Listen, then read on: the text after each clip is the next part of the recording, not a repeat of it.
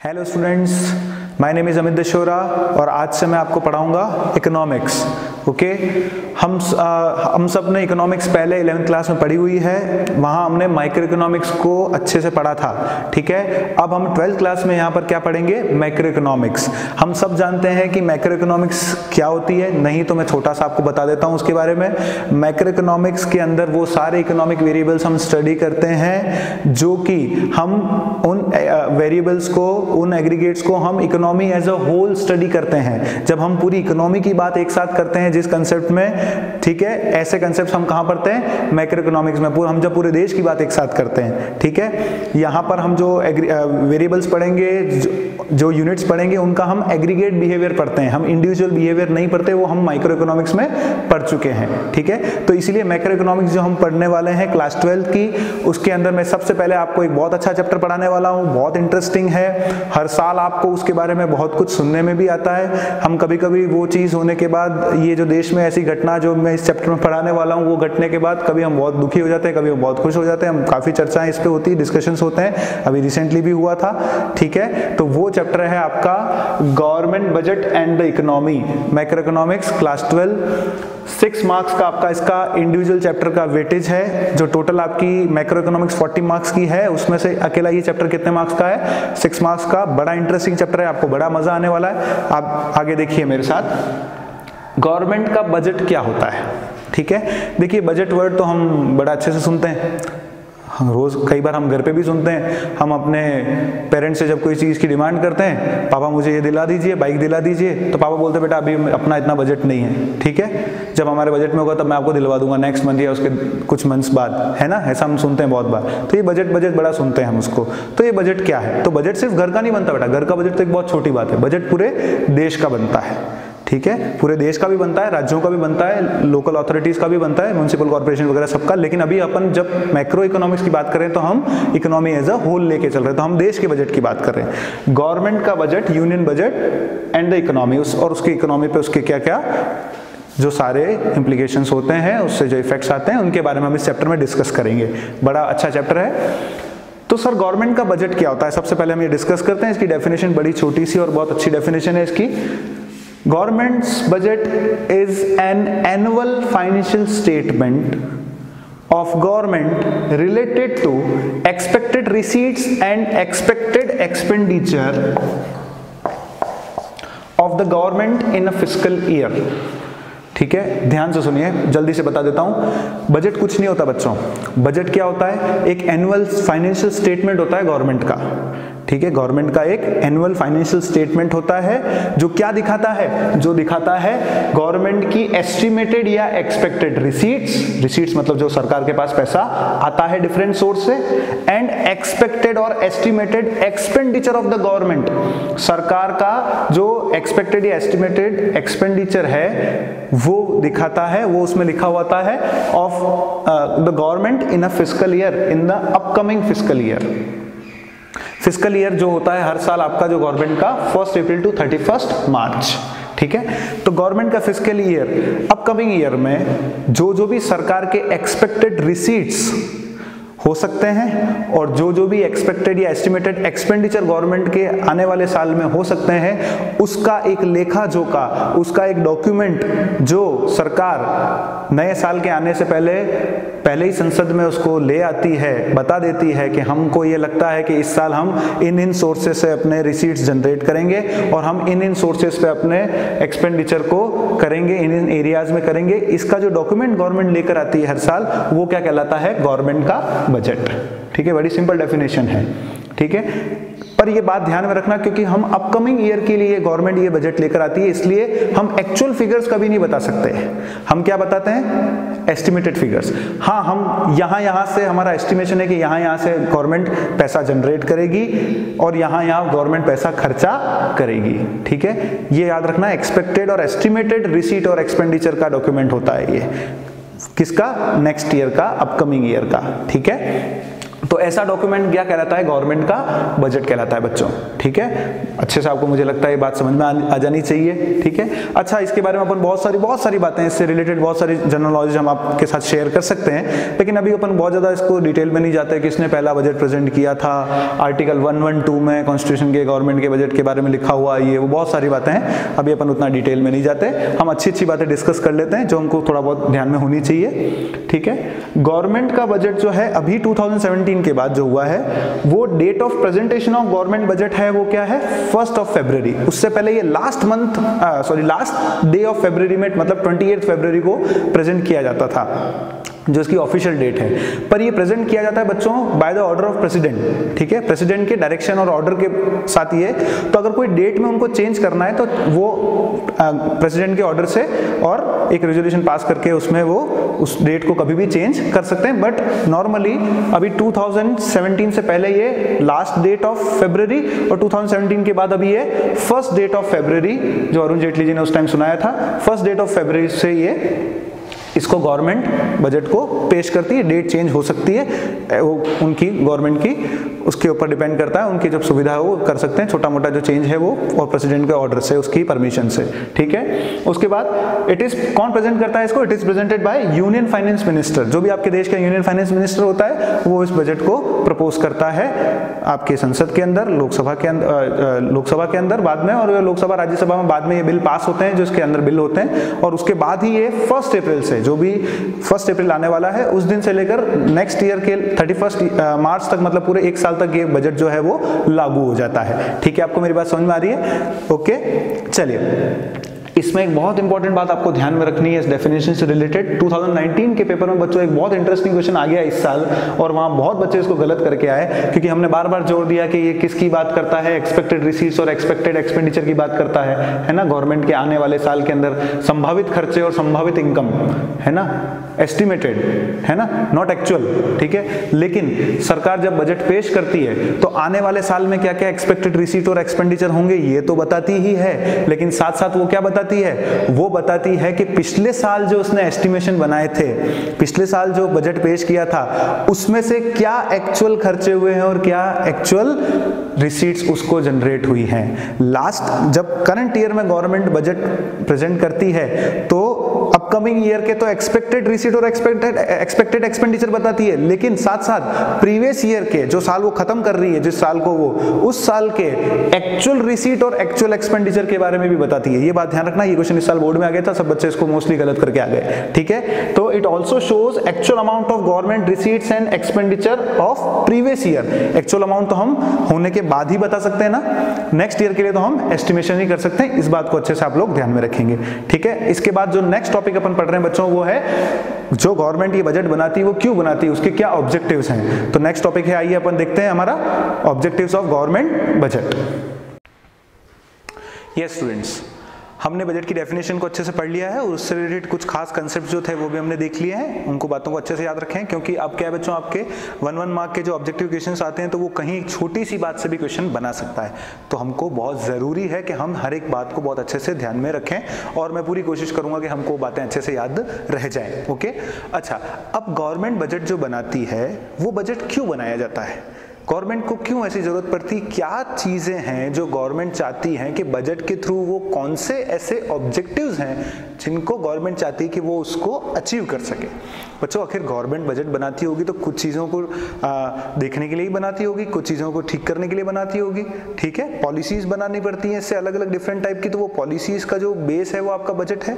ठीक है, तो आप बजट हर साल क्यों बनाते हैं, उसके आपके इंपॉर्टेंट ऑब्जेक्टिव्स क्या हैं, गवर्नमेंट किन ऑब्जेक्टिव्स की वजह बजट का प्रिपरेशन करती है वो हम देख रहे हैं। बच्चों, एग्जामिनेशन पॉइंट ऑफ व्यू से भी ये बहुत इंपॉर्टेंट है, क्योंकि इंडिविजुअल ऑब्जेक्टिव्स से क्वेश्चन बहुत सालों तक आते रहते हैं, पिछले बहुत सालों में आया हुआ भी है। कोई एक पर्टिकुलर इंडिविजुअल ऑब्जेक्टिव वो पूछ लेता है, या वो केस स्टडी बनाता है और उस केस स्टडी के बेस पे पूछता है कि गवर्नमेंट के बजट का कौन सा ऑब्जेक्टिव इससे फुलफिल हो रहा है, और इस तरह से। तो आपको सारे ऑब्जेक्टिव बहुत अच्छे से यहाँ समझने भी पड़ेंगे। हम लर्न तो कर लेते हैं, ठीक है, लेकिन लर्न करने से इंपॉर्टेंट है समझना, क्योंकि क्वेश्चन अगर अंडरस्टैंडिंग बेस्ड आता है तो फिर हम उसको इजीली वहाँ पर अंडरस्टैंड कर सकें, उसको समझ सकें और वहाँ उसका आंसर अच्छे से लिख पाएँ, ठीक है। ओके बच्चों, मैं वैसे आप कोई सी भी बुक, जो बच्चे मेरे साथ यूट्यूब से जुड़े हुए हैं वो बच्चे तो कोई सी भी बुक से आप उसको, जो आपके पास मटेरियल अवेलेबल हो उससे पढ़ सकते हैं, ठीक है। और जो बच्चे मेरे साथ डायरेक्टली जुड़े हुए हैं, जो मेरे इंस्टीट्यूट के साथ डायरेक्टली जुड़े हुए हैं, वो बच्चों को मैं अपने प्रिपेयर किए हुए नोट्स प्रोवाइड करता हूँ, तो आपको सिर्फ वही नोट्स पढ़ने हैं, ठीक है। तो आप लोग इस तरह से स्टडी मटेरियल को कंपाइल कर सकते हैं। ओके स्टूडेंट्स, चलिए ऑब्जेक्टिव्स ऑफ गवर्नमेंट बजट, इसका सबसे पहला ऑब्जेक्टिव क्या है? Reallocation of resources. Reallocation of resources, government जो है हर साल बजट इसलिए बनाती है ताकि वो अपने रिसोर्सेज को रीअलोकेट कर सके, ठीक है। वो रीअलोकेशन ऑफ रिसोर्सेज इसलिए करती है क्योंकि उसको दो चीजों में बैलेंस बना के रखना है। वो दो चीजें कौन सी हैं? गोल ऑफ प्रॉफिट मैक्सिमाइजेशन, पहला जो उसका गोल है वो कौन सा है? प्रॉफिट मैक्सिमाइजेशन का, कि इंडस्ट्रीज बहुत अच्छा प्रॉफिट अर्न करे, इकोनॉमी ग्रो हो, है ना, और साथ साथ पब्लिक वेलफेयर, ठीक है। और दूसरे चीज में दूसरी इंपॉर्टेंट एस्पेक्ट क्या है? पब्लिक का वेलफेयर होना, मतलब इकोनॉमिक के साथ साथ सोशल जस्टिस भी लोगों के साथ होना चाहिए। ऐसा नहीं है कि हम सारा का सारा सिर्फ कैपिटलिस्ट लोगों के लिए ही, इंडस्ट्रियलिस्ट के लिए ही सारी पॉलिसी बनती जाए और पब्लिक जो है, जनरल पब्लिक जो है, उसका वेलफेयर ना हो, ठीक है। तो जो ग्रोथ होनी चाहिए वो बैलेंस्ड होनी चाहिए, ठीक है। तो हमारा जो पहला गोल है गवर्नमेंट का वो है एक बैलेंस मेंटेन करना, किसमें? प्रॉफिट मैक्सिमाइजेशन में और पब्लिक वेलफेयर में। इसीलिए गवर्नमेंट क्या करती है? अपने रिसोर्सेज को रीअलोकेट करती है अलग अलग सेक्टर्स में, ताकि वो इस ऑब्जेक्टिव को पूरा कर सके। क्या ऑब्जेक्टिव है? कि प्रॉफिट मैक्सिमाइजेशन और पब्लिक वेलफेयर का बैलेंस मेंटेन करके रखना, ठीक है। अब इसमें दो तीन तरह की बातें मैं आपको अच्छे से डिटेल में बता रहा हूं। सबसे पहले आप समझिए कि गवर्नमेंट ये कैसे अचीव करती है। इस गोल को अचीव करने के लिए गवर्नमेंट क्या करती है? देखिए, गवर्नमेंट सबसे पहले क्या करती है? Tax concessions and subsidies provide करती है उन इंडस्ट्रीज को जिनको उसको ग्रो करना है और जो प्रोडक्ट्स पब्लिक के लिए, एनवायरनमेंट के लिए बहुत अच्छे भी हैं, ठीक है। ऐसी इंडस्ट्रीज को बूस्ट करने के लिए गवर्नमेंट क्या करती है? उनको tax concessions and subsidies provide करती है ताकि ऐसी इंडस्ट्रीज के अंदर बूस्ट मिले उनको और ज्यादा से ज्यादा उनका प्रोडक्शन हो सके, ठीक है। तो ऐसी इंडस्ट्रीज में एग्जाम्पल है अपना जैसे खादी उद्योग, ठीक है। गवर्नमेंट क्या करती है? खादी उद्योग से रिलेटेड जितनी भी इंडस्ट्रीज होती हैं उनको रॉ मटेरियल पे कंसेशन प्रोवाइड करती है, ठीक है। उनको वेरियस अलग अलग प्रोविजंस बना के उनको सब्सिडीज प्रोवाइड करती है, जिससे क्या हो कि खादी जो आपका उद्योग है उसको बूस्टअप मिले, और साथ साथ ये खादी उद्योग जो है, खादी गारमेंट्स वगैरह जो हैं, ये आपकी इकोनॉमी के लिए, एनवायरनमेंट के लिए भी बहुत अच्छे होते हैं। तो साथ साथ पब्लिक वेलफेयर का भी इसमें एक जो ऑब्जेक्टिव है वो पूरा हो जाता है, ठीक है। दूसरा देखिए, प्राइवेट सेक्टर का जो बेसिक एम होता है वो क्या होता है? सिर्फ प्रॉफिट मैक्सिमाइजेशन, ठीक है। तो प्राइवेट सेक्टर में बच्चों क्या है कि प्राइवेट सेक्टर जो है हमेशा क्या ट्राई करेगा? प्राइवेट सेक्टर हमेशा ये ट्राई करेगा कि वो ज्यादा से ज्यादा प्रॉफिट अर्न कर पाए। तो ऐसी इंडस्ट्रीज, ऐसे सेक्टर्स, ऐसे सेगमेंट्स जहां पर उसको अच्छा प्रॉफिट अर्न नहीं हो रहा है, जहां प्राइवेट सेक्टर्स इनिशिएटिव नहीं ले रहे हैं गुड्स एंड सर्विसेज प्रोड्यूस करने का, क्योंकि उनको लगता है कि ये उनके लिए उतना प्रॉफिटेबल एरिया नहीं है, तो ऐसी चीजों के लिए, जैसे फॉर एग्जाम्पल रूरल इलेक्ट्रिफिकेशन, ठीक है, रूरल एरियाज में सैनिटाइजेशन, ठीक है, ये वो एरियाज हैं जहां पर कोई भी प्राइवेट सेक्टर के इंडस्ट्रियलिस्ट हैं वो इतना इनिशिएटिव नहीं लेते, क्योंकि वहां उनको कोई प्रॉफिट मेकिंग इतना नजर नहीं आता, क्योंकि उनका टारगेट कंज्यूमर भी पुअर है और वो अचीव नहीं कर पाएंगे, उनको ऐसा लगता है। तो क्या ये इतने इंपॉर्टेंट एरिया को हम छोड़ दें? ठीक है, क्या इनको रहने दिया जाए? अगर गांव में कोई बिजली नहीं पहुंचाना चाहता तो कोई बात नहीं, सिर्फ शहरों में पहुंचाओ, ऐसा चलेगा क्या? क्यों? क्योंकि उससे जो आपका देश का एक बहुत बड़ा जो एक पॉपुलेशन है वो इन ऐसी बेसिक एमिनिटीज से क्या रह जाएगा, वो उससे उसको नहीं अचीव कर पाएगा, वो उसको नहीं सर्विसेज को यूज कर पाएगा। और ये तो एक डे टू डे लाइफ को आपको जीने के लिए बहुत इंपॉर्टेंट सर्विसेज हैं जो सबको मिलनी चाहिए, बेसिक एमिनिटीज हैं लाइफ की, है ना। तो ऐसे केस में क्या होता है कि गवर्नमेंट क्या करती है, डायरेक्टली प्रोड्यूस करती है गुड्स एंड सर्विस, गवर्नमेंट सारा कंट्रोल अपने अंडर लेती है, ठीक है। ये भी बजट के प्रोविजन से ही बनता है कि गवर्नमेंट इस सेक्टर में इतना पैसा लगाएगी, ठीक है। गवर्नमेंट डायरेक्ट वो सारा production of goods and services अपने हाथ में लेती है, और गवर्नमेंट इस तरह से क्या करती है, सोशल वेलफेयर को प्रमोट करती है by withdrawing resources from one sector and by infuse by increase the resources in other sectors to make public welfare, है ना। एक पॉइंट ये अच्छे से आपको समझ में आ गया होगा। इसलिए सरकार को बजट बनाते हैं और बजट में ही तो ये पॉलिसीज आती है, टैक्स को कंसेशन देना, सब्सिडीज देना, गवर्नमेंट कौन से सेक्टर्स में सीधा इन्वेस्टमेंट करेगी, ये पैसा अलोकेट करेगी, तो ये कहाँ बताना पड़ेगा, उसको बजट में बताना पड़ेगा, ठीक है। इसके अंदर एक और इंपॉर्टेंट बात है बच्चों, पब्लिक वेलफेयर के अंदर ही एक और इंपॉर्टेंट चीज आती है, जैसे जो इंडस्ट्रीज हैजार्डस गुड्स प्रोड्यूस करती है, जैसे सिगरेट्स हो गई, लिकर हो गई, ये सारी, ठीक है, ऐसी इंडस्ट्रीज को प्रमोट नहीं करना चाहती गवर्नमेंट, ठीक है, उनको वो डिस्करेज करना चाहती है। तो गवर्नमेंट क्या करती है, ऐसी इंडस्ट्रीज को वो उन पे बहुत हाई टैक्सेस लेवी करती है, बहुत हाई टैक्सेस चार्ज करती है, जिससे क्या हो कि ऐसी इंडस्ट्रीज के गुड्स में प्रोडक्शन करना को, उन इंडस्ट्रीज को उन गुड्स को प्रोड्यूस करने में डिस्करेजमेंट मिले और ऐसी चीजों का हार्मफुल गुड्स का प्रोडक्शन कम हो, ठीक है। तो ये भी एक पब्लिक वेलफेयर का है। वरना क्या है, गवर्नमेंट को तो बच्चों वो तो अच्छा है, उसको तो कोई भी इंडस्ट्री जब ग्रो करेगी तो इकोनॉमी में तो आपका गुड्स एंड सर्विसेज तो बढ़ेंगे, है ना। सिगरेट्स बनेगी तो भी गुड्स तो बढ़ ही रहे ना इकोनॉमी में, रियल आउटपुट तो बढ़ ही रहा है। लेकिन नहीं, ऐसे गुड्स को बढ़ने से प्रॉफिट तो जरूर बढ़ सकता है उन कंपनीज का, इकोनॉमी में भी प्रॉफिट बढ़ सकता है, लेकिन पब्लिक वेलफेयर नहीं हो सकता। तो गवर्नमेंट को इसमें क्या रखना है, बैलेंस रखना है। तो गवर्नमेंट फिर क्या करती है कि अपना जो बजट लेकर आती है उसमें टैक्सेस क्या करती है, हाई टैक्सेस इंपोज कर देती है, किसके ऊपर, ऐसी इंडस्ट्रीज के ऊपर, ठीक है बच्चों, बात समझ में आ रही है। अच्छा, हम एक छोटी सी बात आपको बताते चलें, आगे के ऑब्जेक्टिव्स में भी काम आएगा। गवर्नमेंट में बच्चों, गवर्नमेंट जो बजट लेकर आती है ना बच्चों, वो गवर्नमेंट की कौन सी पॉलिसी है, फिस्कल पॉलिसी। फिस्कल पॉलिसी बोलते हैं इसको। ये फिस्कल पॉलिसी क्या है, फिस्कल पॉलिसी का मतलब गवर्नमेंट के रिसीट्स और एक्सपेंडिचर से रिलेटेड,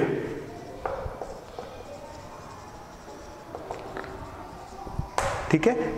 तो गवर्नमेंट अपने रिसीट और एक्सपेंडिचर को इंक्रीज या डिक्रीज करके क्या करती है, बहुत अलग अलग प्रोविजंस बना के इकोनॉमी में इन ऑब्जेक्टिव्स को पूरा करना चाहती है। जैसे अभी आप देख लो यहाँ पर टैक्स कंसेशन और सब्सिडीज, ये एक तरह से गवर्नमेंट का एक्सपेंडिचर हो गया, सरकार के पैसे लग जाएंगे, या गवर्नमेंट की रिसीट्स कम हो गई, ठीक है। और directly producing goods and services, ये पब्लिक एक्सपेंडिचर हो गया, तो ये गवर्नमेंट के एक्सपेंडिचर के पार्ट में आ गया, तो गवर्नमेंट अपने एक्सपेंडिचर्स को बढ़ाएगी बजट के अंदर, ठीक है। इस तरह से ये क्या करती है, सरकार अपना पहला ऑब्जेक्टिव रीअलोकेशन ऑफ रिसोर्सेज को पूरा करती है। अब अपना सेकंड, बहुत इंपॉर्टेंट अगेन सेकंड ऑब्जेक्टिव इसका है बच्चों, वो है redistribution of income and wealth.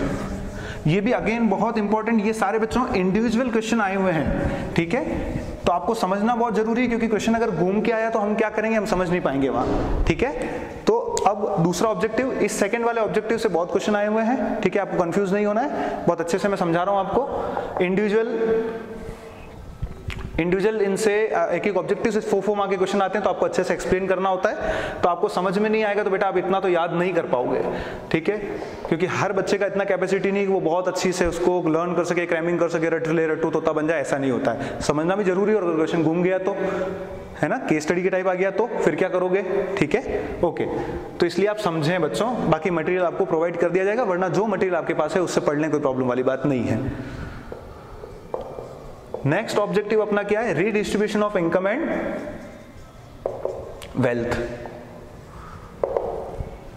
Government का बजट बनाने का एक इंपॉर्टेंट एम ये भी होता है, क्योंकि हम लोगों ने ये देखा है कि हमारी इकोनॉमी में हमको at the time of independence, जो हमको इकोनॉमी हमारे पास थी, जो इकोनॉमिक स्टेटस हमारा था, ठीक है, उसमें हमको विरासत में ही एक चीज मिली।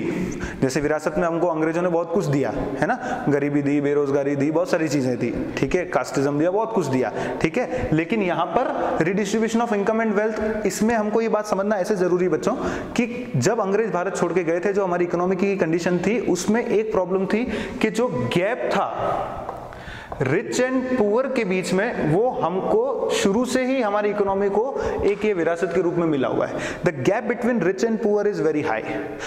जो अमीर लोग हैं उनके पास बहुत पैसा है, जो गरीब लोग हैं उनके पास बहुत कम पैसा है, ठीक है। तो ये रिच और पुअर के बीच का जो गैप है, गवर्नमेंट हमेशा चाहती है कि ये गैप क्या हो, कम हो।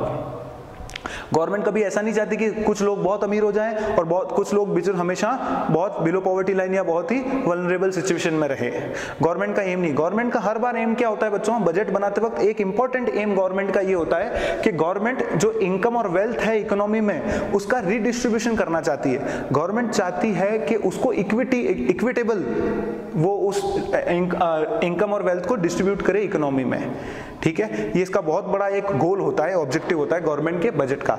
तो सरकार हमेशा क्या चाहेगी कि gap between rich and poor क्या हो, कम हो, इनकम इनइक्वालिटीज क्या हो, कम हो। तो ये इनकम इनइक्वालिटीज को कम करने के लिए और gap between rich and poor जो है उसको कम करने के लिए गवर्नमेंट का एक ऑब्जेक्टिव है, जो इसको अचीव करने के लिए गवर्नमेंट क्या करती है, बजट बनाती है, ठीक है। तो अब इसको कैसे फुलफिल करती है इस ऑब्जेक्टिव को गवर्नमेंट, ठीक है, आइए देखते हैं। गवर्नमेंट इसके लिए क्या करती है बच्चों, दो बातें करती है। imposes high taxes on rich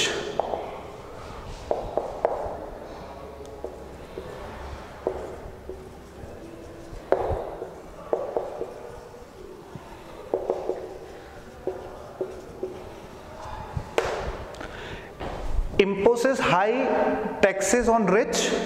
अपने को पता है, अगर आप इनकम टैक्स की स्लैब भी देखेंगे, इनकम टैक्स कब बताया जाता है, इनकम टैक्स की रेट कहाँ डिसाइड होती है, आप जब बजट बनता है उसी में आता है ना, इस बार इतना टैक्स रहेगा, तो देखो बजट में ही लिखा होता है इनकम टैक्स भी, है ना।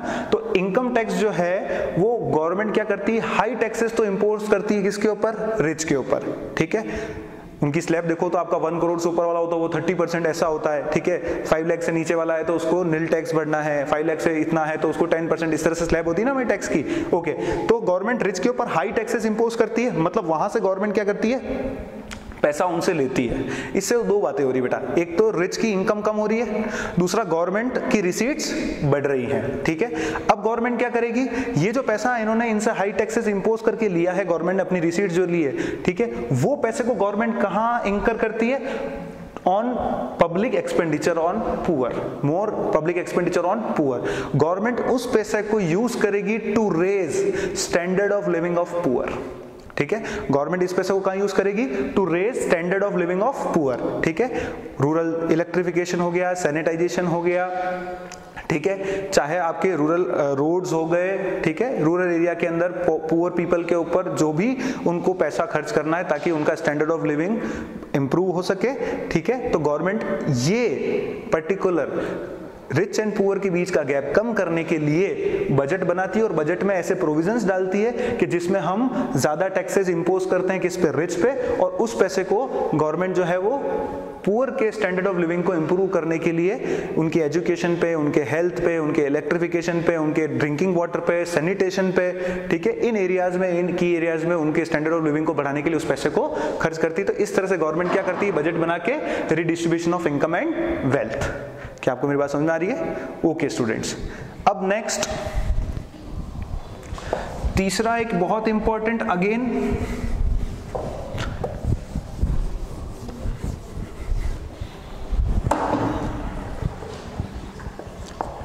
थर्ड एक इंपॉर्टेंट ऑब्जेक्टिव, अगेन ये वो सारे ऑब्जेक्टिव बेटा जो बहुत बार पूछे गए, तो प्लीज आप इनको अच्छे से ध्यान में रखेंगे, ठीक है। इन पे इंडिविजुअल क्वेश्चन बने हुए हैं। तीसरा है हमारे पास इकोनॉमिक स्टेबिलिटी। गवर्नमेंट के जो बजट है उसका एक इंपॉर्टेंट ऑब्जेक्टिव क्या है कि इकोनॉमी में क्या बना रहे, स्टेबिलिटी बनी रहे। सर इकोनॉमी में स्टेबिलिटी कैसे बनी रहेगी बेटा, इन इकोनॉमी में स्टेबिलिटी तब बनी रहेगी जब इकोनॉमी में फ्लक्चुएशंस को अवॉइड किया जाएगा, है ना। Avoid economic fluctuations, to avoid economic fluctuations. Economic fluctuations क्या क्या है, जैसे आपका इन्फ्लेशन, मतलब महंगाई की सिचुएशन, अचानक चीजों के, सारी चीजों के, गुड्स एंड सर्विसेज की, पूरी इकोनॉमी में जितने भी गुड्स एंड सर्विसेज हैं उनके दाम अचानक बढ़ने लगना, प्राइसेस हाई होते रहना सारे गुड्स एंड सर्विसेज की। बच्चों अपन मैक्रो इकोनॉमिक्स पढ़ रहे हैं, इसलिए हम जब भी बात करेंगे तो पूरी इकोनॉमी में सारे goods and services, economy as a whole, एक गुड और सर्विस की बात नहीं कर सकते हम, ठीक है। तो इकोनॉमी में ओवरऑल क्या हो रहा है, जनरल प्राइस लेवल क्या हो रहा है, अचानक बढ़ने लग गया, तो ये अच्छी बात नहीं है। इन्फ्लेशन बढ़ेगा इसका मतलब इकोनॉमी स्टेबल नहीं है। और दूसरी ओर डिफ्लेशन या डिप्रेशन, ठीक है।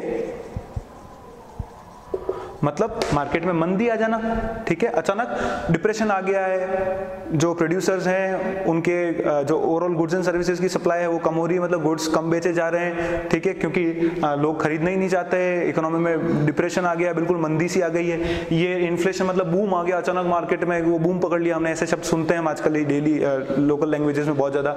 इन्फ्लेशन मतलब जनरल प्राइस लेवल बढ़ने लग गया, चीज़ों की डिमांड बहुत ज़्यादा होने लग गई, ठीक है, ये मतलब है।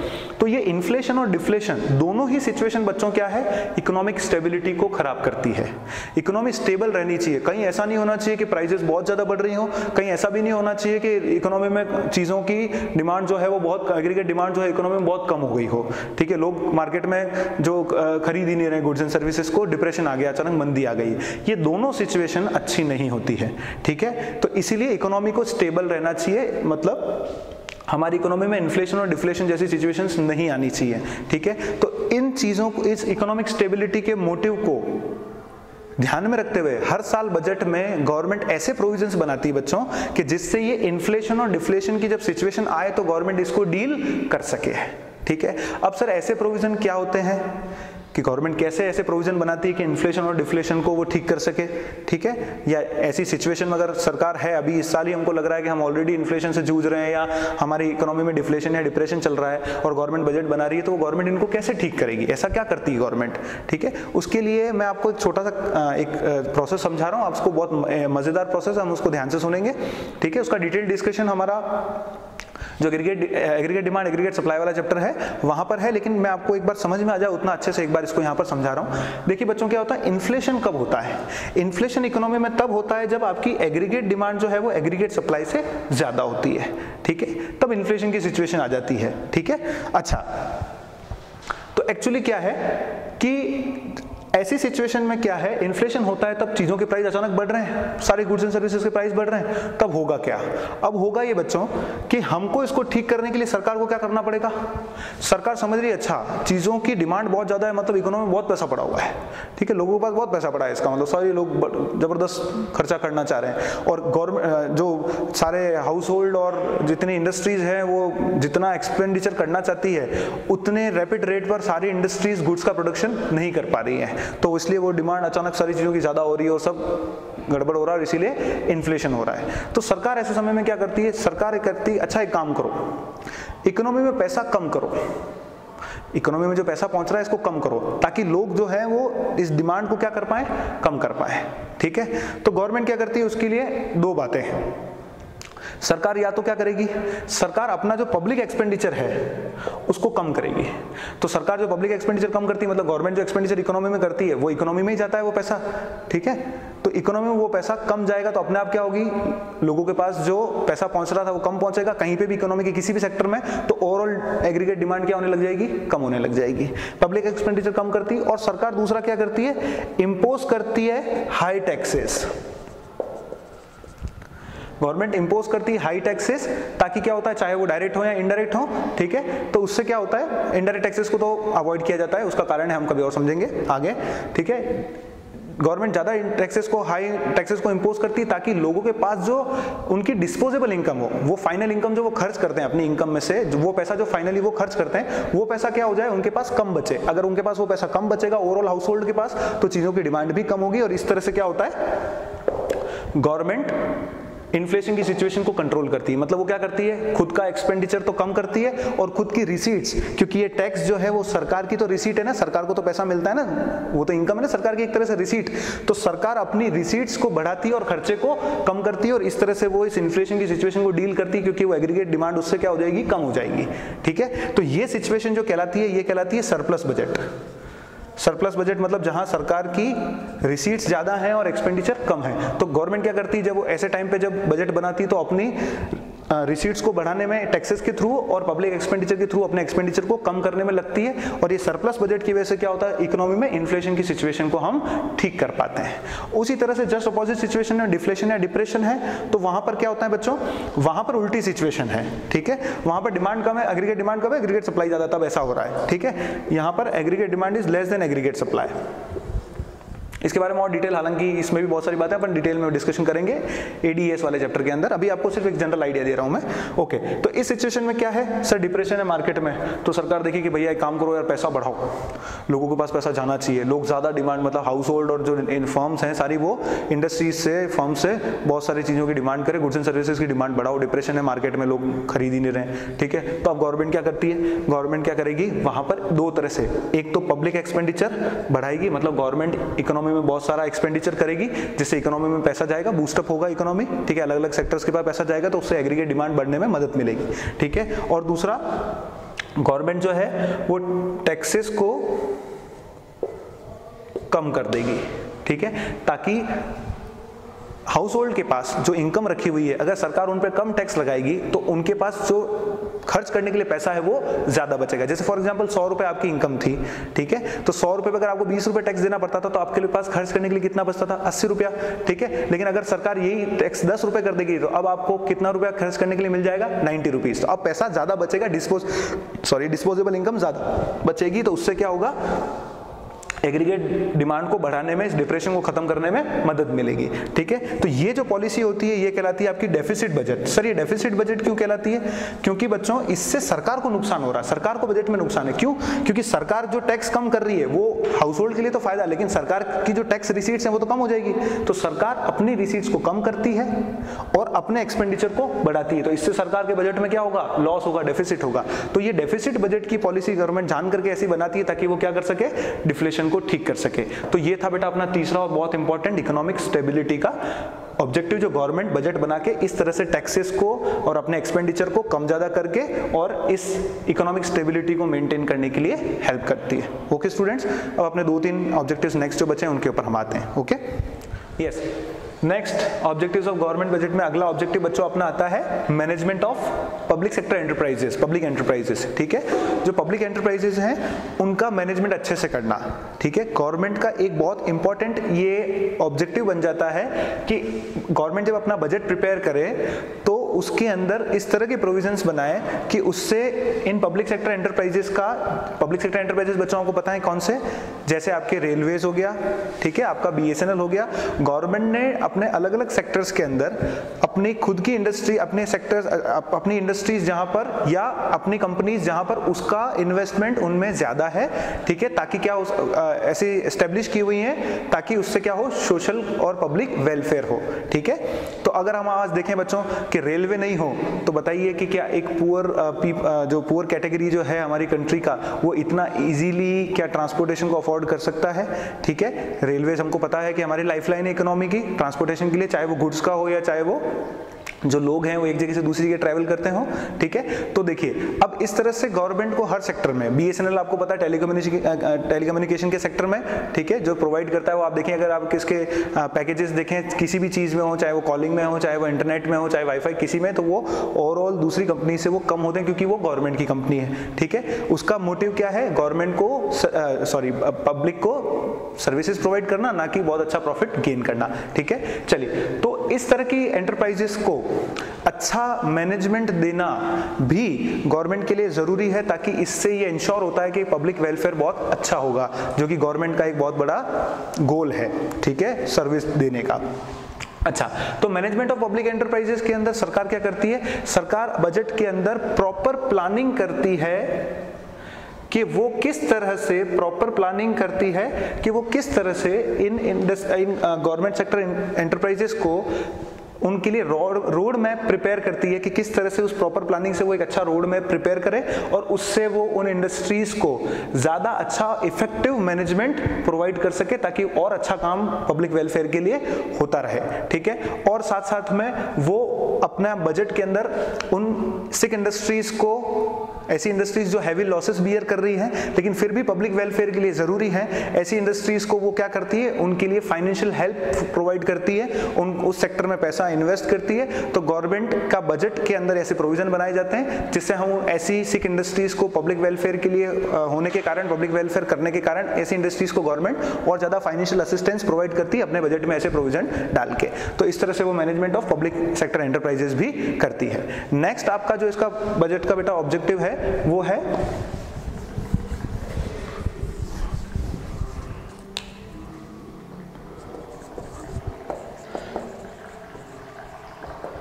Economic growth.